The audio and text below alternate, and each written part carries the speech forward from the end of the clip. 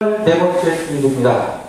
오늘 이 시간 상통의 은혜라는 제목의 말씀으로 은혜를 함께 나누고자 합니다.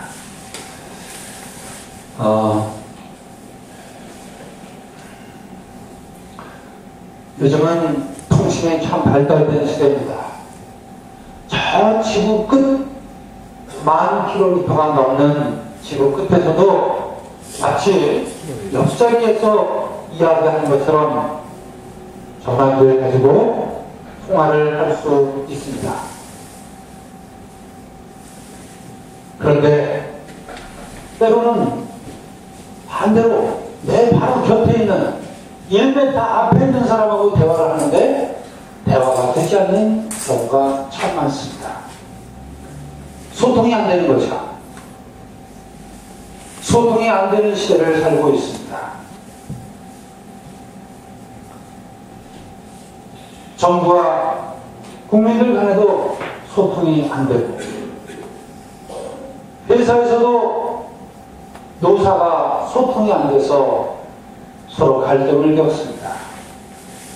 학교에서도, 가정에서도, 그리고 심지어는 교회에서조차도 소통이 안 되는 그런 일이 왕왕 일어나고 있습니다. 어찌 보면 소통이 더 안 되는 그런 시대를 살고 있습니다. 자, 소통이 안 되니까 우리 대화해 봅시다. 대화하자고 모이면 자기 이야기를 일방적으로 주장하고 남의 이야기를 듣지 않는 경우가 왕왕 있습니다. 대화, 되는 대로 하는 말씀이라고도 할 수 있습니다. 대화가 단절되면 사실 이루어질 수 있는 일이 별로 없죠. 그래서 일찍이 조선시대의 명의라고 할 수 있는 동의보감의 저자 허준 선생은 이런 말을 했습니다. 같이 한번 읽어볼까요? 통즉 불통, 불통 즉 통. 자, 통즉 소통이 되면, 그렇죠? 소통이 되면 불통, 아프지 않다. 네. 소통이 되면 아프지 않습니다. 자, 반대로 불통, 통하지 않으면, 소통이 안 되면 즉 통, 아프다. 소통이 되면 안 아프고 소통이 안 되면 아프고. 네. 의사였으니까 아마도 우리 몸속에 있는 혈관, 기가 통하고 그러면은 안 아프고, 기가 막히고 혈관이 막히고 그러면 아프다 하는 그런 얘기를 했을 것입니다.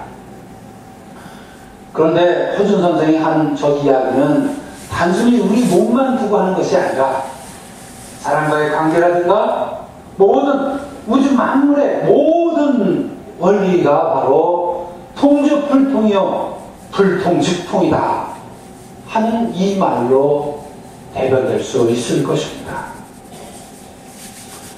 그렇습니다. 우리가 신앙생활 하면서 우리의 부족함과 또 우리의 답답함을 하나님한테 아뢰고 또 하나님께서 주시는 은혜와 말씀으로 우리가 살아가는데, 이렇게 상통이 돼야지, 서로 통해야지 가능합니다. 여러분, 하나님께도 내 부족함, 내 억울함을 막 토해놓고만 가면 여러분 그러면 상통되기가 어려워요. 기도도 하나님 앞에 아뢰기도 하지만 하나님이 주시는 말씀을 들으려고 노력을 해야 하는 것입니다. 그래서 상통이 되려면 세 가지 원칙이 있어요. 첫 번째는 뭐냐? 상통이 되려면 먼저 영혼이 통해야 됩니다. 넘겨주시죠. 영혼이 통해야 돼요. 혼이 통해야 되는 겁니다. 마음이, 정신이 통해야 되는 겁니다. 마음이 통하지 않으면 절대로 서로 간의 소통은 불가능합니다. 두 번째는 상대를 인정해야 됩니다.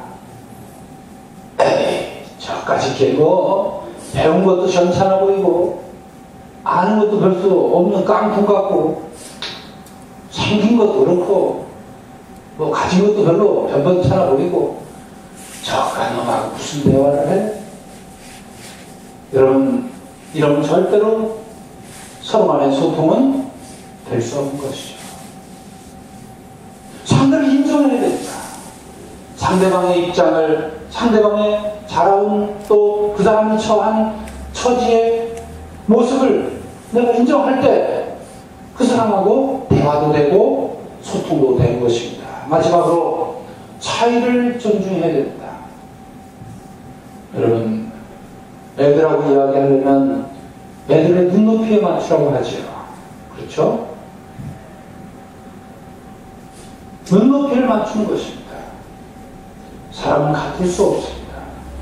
심지어는 쌍둥이조차도 생긴 건 거의 같이 생겼지만 하는 짓 보면 서로 다른 경우가 참 많습니다. 사람은 같을 수가 없습니다. 다르다는 것을 인정하고 존중할 때 비로소 상통은 가능해지는 것이죠.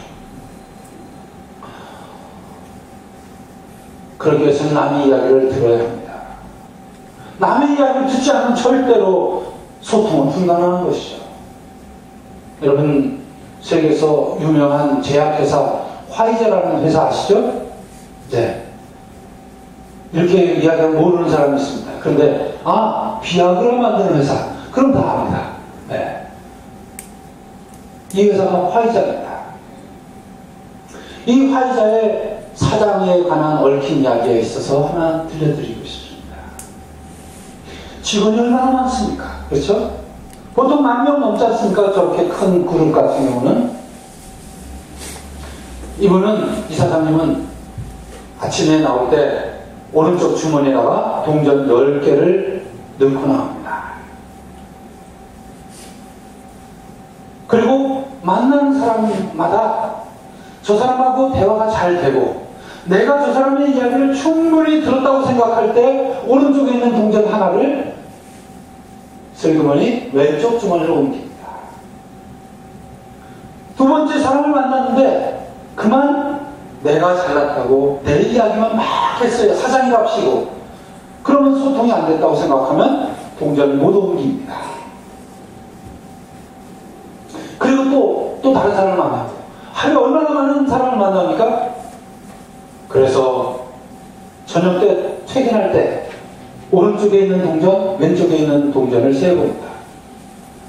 내가 오늘은 좀 소통을 좀 직원들하고 좀 했구나. 그러면 정말 만족한 마음으로 퇴근하고, 오늘은 5개가 오른쪽에 있고 5개가 왼쪽에 있어요. 그럼 오늘은 또 내가 또 잘난 척 했구나. 이래 가지고서는 안 되지 하면서 반성하는 마음으로 집에 돌아갔다고 하는 이야기입니다. 여러분, 이렇게 기업의 사장도 소통을 하기 위해서 이렇게 노력을 합니다. 그 소통은 무엇 때문일까요? 기업이 잘 되는 것, 기업이 성장하는 것, 돈을 많이 벌어서 더 큰 회사를 만들기 위해서 소통을 하겠지요.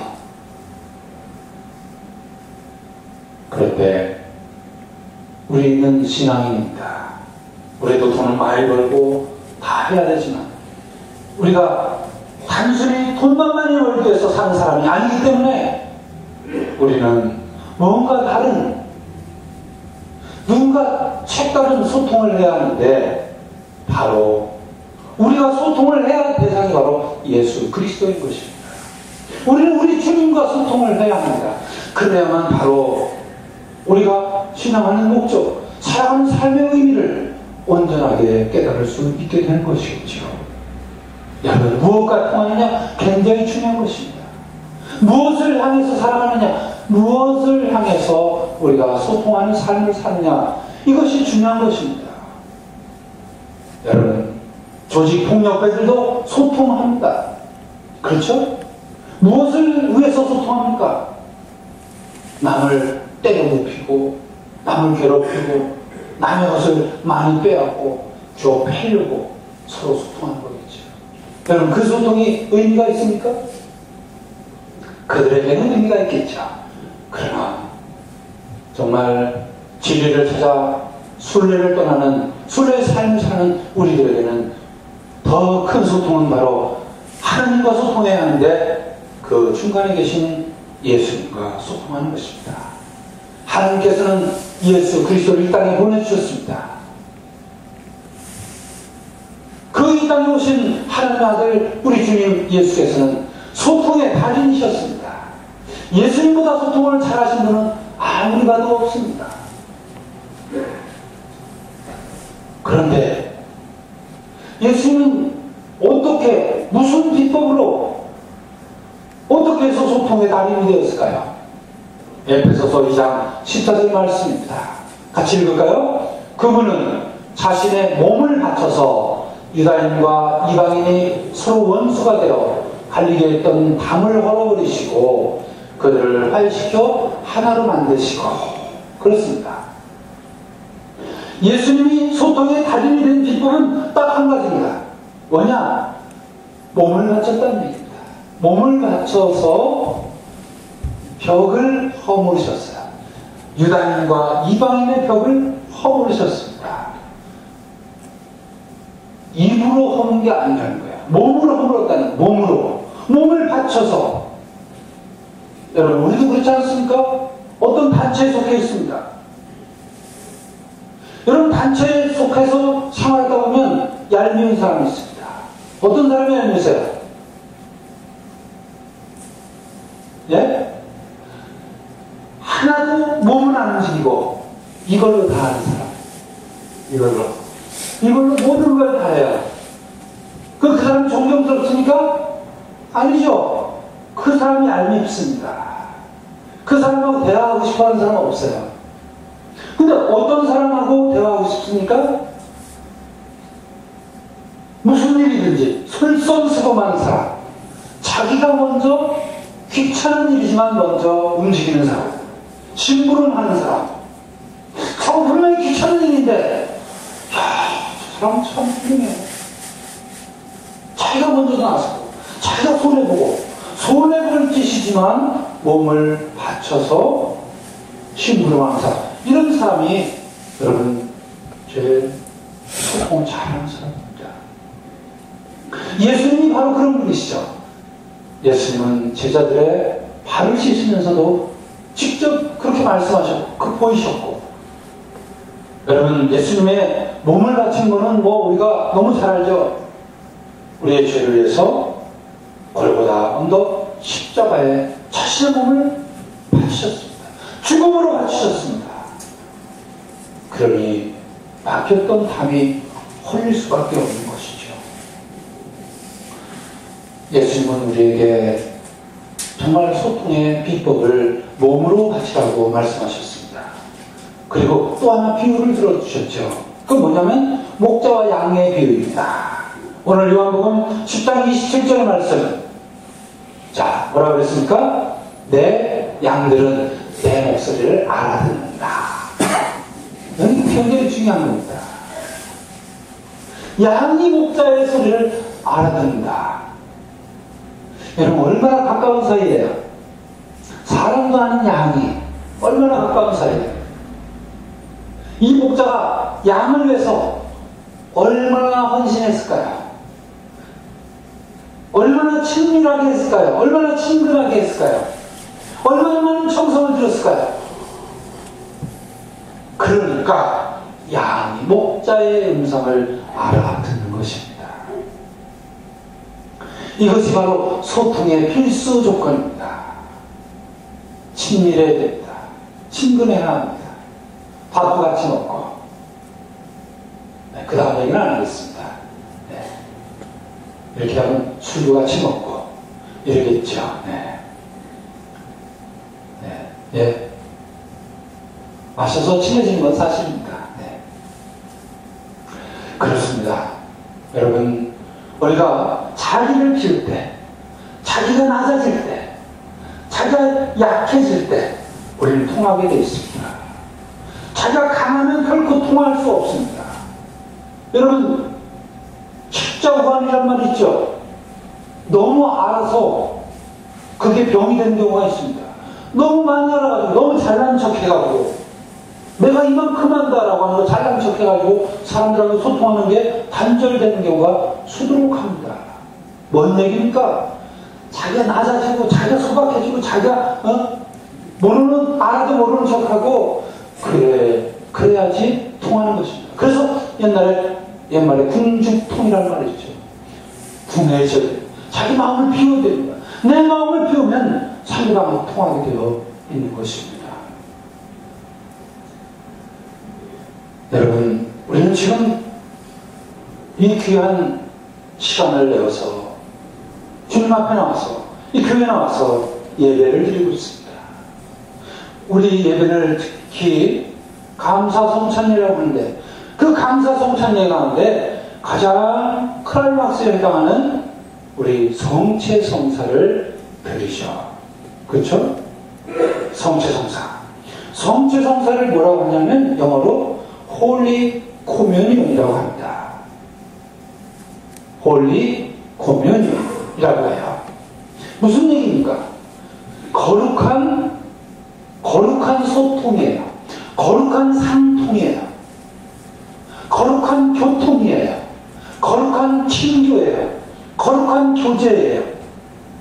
이것을 홀리 코뮤니온이라고 합니다. 이게 바로 우리 성체성사의 신비입니다. 성체성사는 다른 것이 아닙니다. 예수 그리스도를 통해서 하느님과 우리가 통하는 것, 그리스도의 은혜로 우리가 하나님의 은혜를 나누는 것, 당신이 몸을 바쳐서 한 몸을 나눠주고 그 한 몸인 주님을 우리가 나누어 갖는 것, 그래서 예수님과 통하고 하나님과 상통하는 것, 이것이 바로 성체성사의 은혜인 것입니다. 우리가 속하고 있는 교단이 성공회라고 하지요. 세계 170개 국가에 성공회가 있습니다. 이 170 국가에 있는 성공회를 세계 성공회 공동체를 가르쳐서 뭐라고 합니까? 앵글리칸 커뮤니언이라고 합니다. 저기서도 커뮤니언이라고 하는 것은 바로 상통이에요. 서로 교통하는 거예요. 다른 게 아니에요. 성공회는요, 소통하는 공동체예요. 막힌 공동체가 아니라 열려있는 공동체, 믿음으로 열려있는 공동체, 예수 그리스도를 우리의 주님으로 하나님과 교통하는 공동체, 이것이 바로 세계 성공의 공동체인 것입니다. 예수께서는 상통의 은혜를 우리에게 축복으로 주십니다. 요한복음 10장 10절, 우리가 너무 좋아하는 말씀, 나는 양들이 생명을 얻고 더더 풍성하게 하려고 왔다. 예수님의 이 땅에 오신 목적은 양들이, 우리들이, 그쵸? 우리들이 생명을 얻고 더 얻어 풍성하게 하려고 오신 분이십니다. 사랑하는 교회 여러분, 상통의 은혜, 이것이 우리가 누려야 할 최고의 은혜 중에 하나인 것입니다. 예수님께서는 요한복음 10장 28절에서 서로 통하는 자에게, 그리스도와 통하고 성령님과 통하고 하나님과 통하는 자에게 놀라운 축복을 주시는데 그 축복은 바로 영원한 생명이라고 말씀하셨습니다. 영원한 생명이야말로 우리가 상통의 은혜의 축복인 것입니다. 이제 부활하신 주님과 함께 상통의 은혜로 이 부활절의 길을 풍성해지는 그런 놀라운 은혜가 우리 모두 함께 하시기를 주의 이름으로 간절히 축원을 드립니다. 아멘. 성부와 성자와 성령의 이름으로 말씀드렸습니다.